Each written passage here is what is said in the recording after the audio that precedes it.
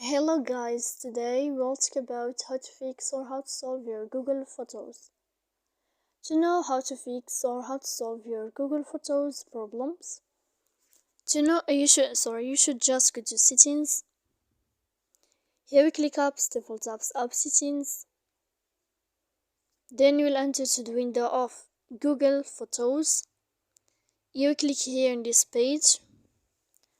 After that, in this page of app info, you will click on first stop and you will click OK. Here we'll enter to the window of storage. Then we click clear cache. Then you can go to your airplane mode. You can wait a moment and you can turn off your airplane mode again to fix that problem you have. So please don't forget to support us by like and subscribe. See you next time in another video, and thank you for